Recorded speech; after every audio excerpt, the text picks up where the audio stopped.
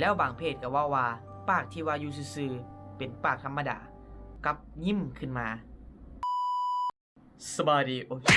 สบายดีโอ้หนุ่มพดสบายดีเนาะพบกับช่วง Happy Friday บางคนคือสิงงว่ามันเป็นซ่องเกี่ยวกับอย่างกันบ่ก็คือแจ็คกี้เฮ็ดซ่องนี้ขึ้นมาอยากจะ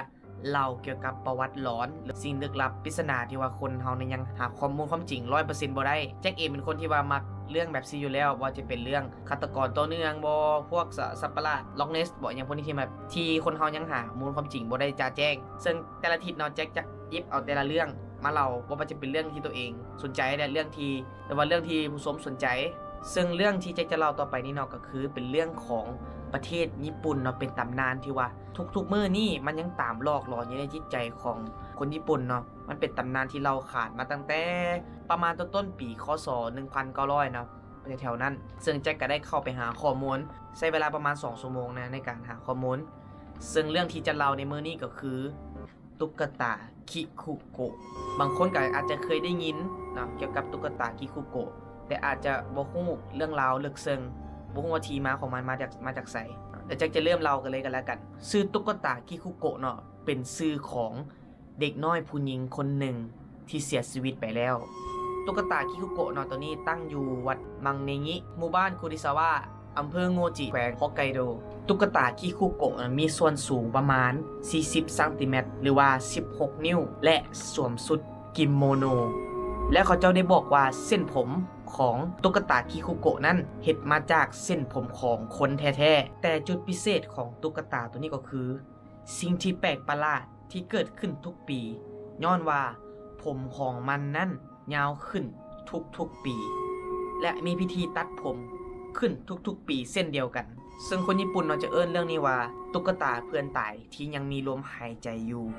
ซึ่งที่มาจากไสที่มาจากว่าอ้ายของคิคุโกะเนาะมีชื่อว่าเยคิจิได้กลับมาจากสงครามและเหลือเงินติดถงจำนวนหนึ่งและได้เข้าไปในห้างขายเครื่องแห่งหนึ่งที่มีชื่อเสียงในญี่ปุ่นและก็ได้ซื้อตุ๊กตาตัวนั้นออกมาเพื่อจะนำเป็น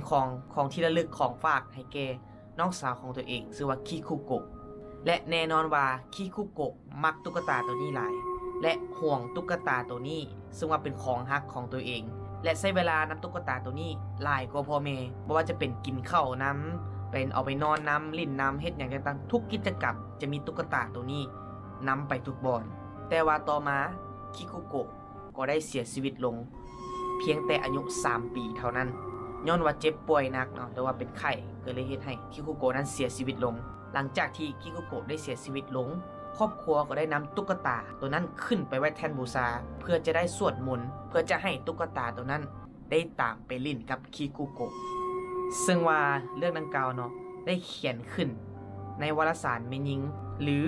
จะบ่ฮู้ว่าจะออกเสียงถูกบ่เนาะในวารสารซูกังซูเคชิชินซึ่งได้เขียนขึ้นในปีคศ1962คนเขียนมีชื่อว่ายุทากะมามูจิเรื่องที่เขียนในนั้นก็คือว่าแม่ของคิคุโกะได้ฝันหาเห็นตุ๊กตาที่ลูกตัวเองนั้นหักแหงมันยืนอยู่ข้างเตียงและส่งเสียงให้ฟังทุกมื้อจากนั้นแม่ของคิคุโกะเริ่มทนบ่ไหวก็เลยบอกครอบครัวเกี่ยวกับปัญหาที่เกิดขึ้นหลังจากนั้นคนเป็นพ่อก็ได้นำตุ๊กตาตัวนี้ไปไว้มังเนงิหมู่บ้านคุคิซาวะอำเภอโงจิแขวงฮอกไกโดในปีคศ1938หลังจากเวลาผ่านไปหลายปีอ้ายของคิคุโกะที่ชื่อว่าเยคิจิก็ได้กลับมายามสุสานของน้องสาวของตัวเองแล้วเห็นสิ่งที่ผิดปกติและแปลกประหลาดก็คือตอนที่เอคิจิเนาะซื้อตุ๊กตาตัวนั้นแต่เป็นตุ๊กตาผมสั้นแต่สิ่งที่เราเห็นต่อหน้าของเราก็คือตุ๊กตาตัวนั้นมีผมยาวลงมาประมาณ8 บาแถวๆนี้ลงมา8 บาเป็นตุ๊กตาที่ผมยาวแล้วบางเพจก็ว่าปากที่ว่าอยู่ซื่อๆเป็นปากธรรมดากับยิ้มขึ้นมาบางเพจก็ว่าเล็บนั้นยาวขึ้นและมันก็ได้ยาวขึ้นทุกๆปีจนเป็นที่ล่ำลือจนมาฮอดทุกมื้อนี้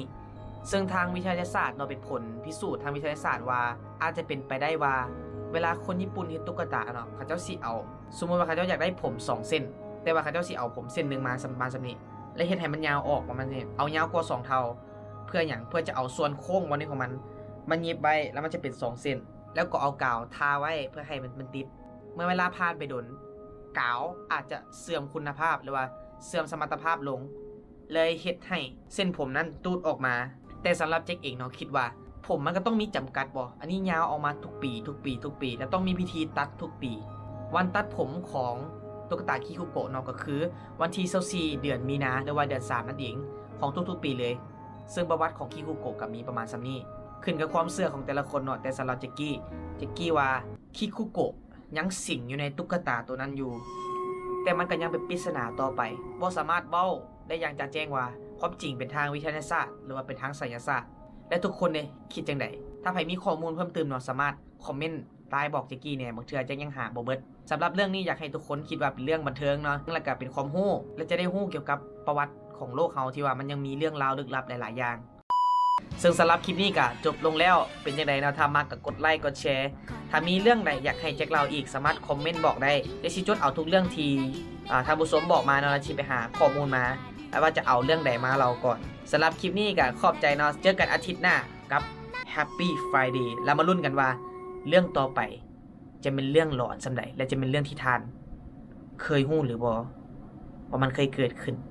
อยู่โลกใบนี้